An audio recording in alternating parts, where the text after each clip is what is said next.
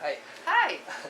So we're here in Dover, Delaware, and I'm meeting with Breta? Breta. Uh-huh. Nice to meet you, Breta. Nice to meet you too, Alan.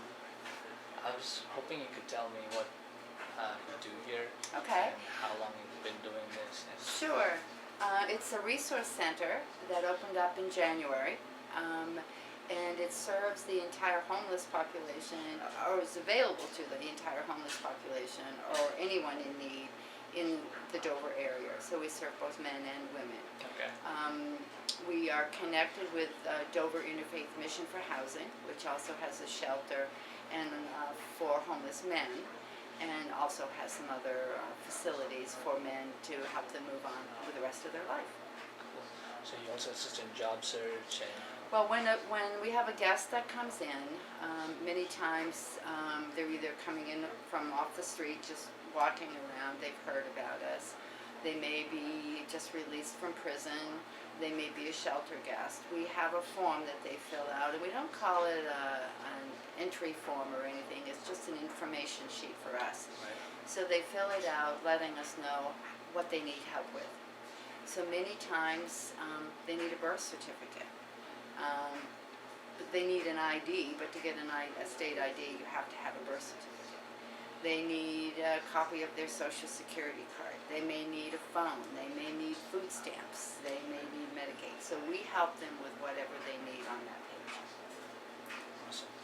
Do you get help from other food banks in the community, or do you guys have a network?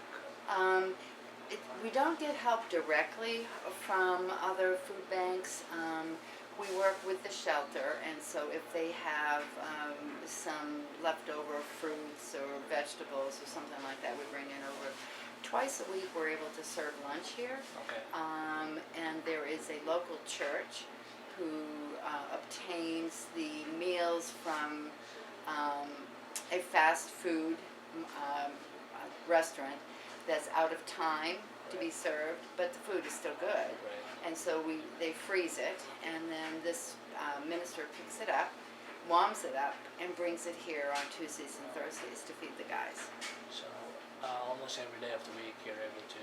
Almost every day of the week there is food available for them for lunch at some facility close by here. Okay. Whether it's the Salvation Army or one of the churches, but we make sure they have food every day.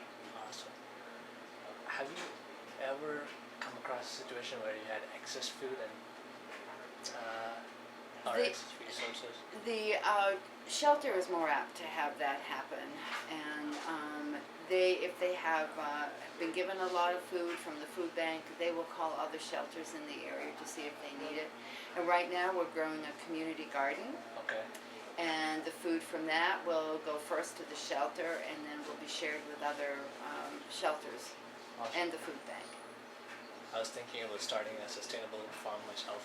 Like sustainable living, grow Right. my own food. Right. So Yeah. I guess that's a good way forward. That's right. I think it will be really good to have the fresh fruit, the fresh vegetables. When we have fresh fruit for them, it's gone in a matter of seconds because it's one thing they can't afford. Right. We have various classes or information sessions for them throughout the week. We have a session on how to live healthy on food stamps, how to budget your money for that. We have a session on life skills, where you are in your life and where you want to be and how you want to get there. And many other sessions on finding jobs and so forth. We have sessions on going for your GED, or maybe you want to maybe you have your high school diploma and you want to go into some other kind of training or program. So we can help them hook up with that. Awesome. One last question. So when these people have this black mark in their history, how hard is it for them to start back up? Does it take a really long time to prove themselves, or Really good question. It depends.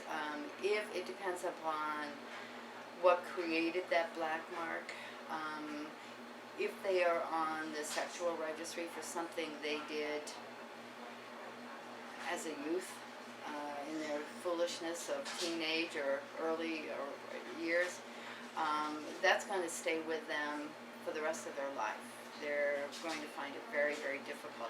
It's not impossible, but it's much more difficult to help them move on, not just for jobs, but also for housing. Right. But not impossible. It just takes a little longer. If they have a felony background, more and more companies are willing to consider hiring felonies. We tell them to point out what skills they have and focus on their past after they get to talk about the skills they have. Sweet. Thank you very much. You're welcome. Hope I didn't take too much of your No, time. not at all. Not at all. Good luck. Thank you. Yes, good luck.